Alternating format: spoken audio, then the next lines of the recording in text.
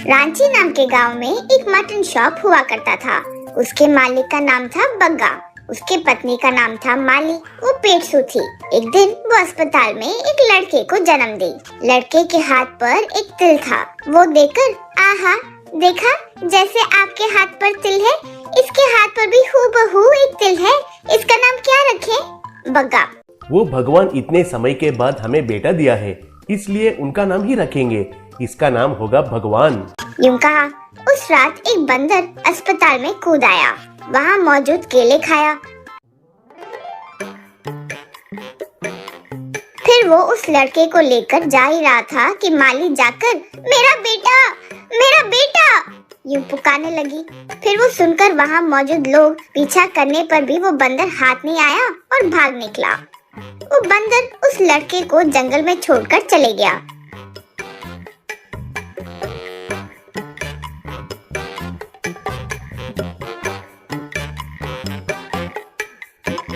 इस तरह वो लड़का जंगल में ही जानवरों के साथ बड़ा हुआ।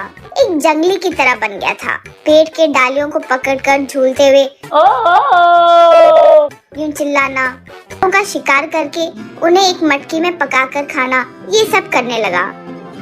वो ज्यादातर मटके में मटन करी बनाकर खाता था।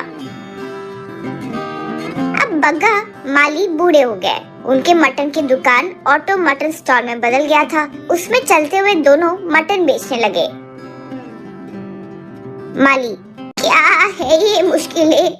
बचपन में बहुत मन्नतों के बाद पैदा हुए बच्चे को खो दिए। अब गांव में मटन की रेडी इतनी हो गई है कि हमारा व्यापार नहीं चल रहा है। अब हमारे पास जो शक्ति है वो भी खत्म हो गई, तो हमें कौन देखेगा? रिटायर होने के बाद हमें जीने का क्या सहारा होगा? यूं बोली बग्गा। हाँ सच है रे, जो पैसे थे वो सब डालकर ये ऑटो मटन शॉप रखे। एक जगह पर रहने की स्थिति नहीं है ना, इसलिए ऐसे गांव गांव में जाकर बेच रहे हैं। भगवान पता नहीं क्यों हम पर करुणा नहीं दिखा रहा है। यूं कहा। एक दिन एक गुंडा अपने आदमियों के साथ ऑटो मटन शॉप के पास आया। वो: ए बुढ़े, कल मेरे आदमी वसूली के लिए आए तो सुना है तुमने कहा कि पैसे नहीं थे। क्यों, जीना नहीं चाहते हो क्या? गांव में ही आकर मुझसे ही पंगा लेना चाहते हो क्या? बग्गा: श्रीमान, सच में मेरे पास पैसे नहीं है। व्यापार ठीक से नहीं चल रहा है, इसलिए नहीं दे पाया। मुझे माफ कर दीजिए। तब वो: हाँ सच? अच्छा, तो फिर ये सारा मटन हमें दे दो, हम सब बिरयानी खाकर दावत करेंगे। कहकर सब मिलकर वहाँ मौजूद मटन को लेकर चले गए। तब दोनों बहुत दुखी हुए। फिर दोनों अपने ऑटो में अपने गांव की तरफ निकल पड़े। जंगल की ओर जा रहे थे कि तभी पेड़ की डाली पकड़कर आ रहा भगवान अपना रास्ता भटक कर ठीक ऑटो के सामने गिर गया। इससे दोनों आकर उसके मुंह पर पानी छिड़क कर पानी पिलाए। होश आने के बाद भगवान पिता के हाथ पर जन्म तिल देखकर उसे पहचान कर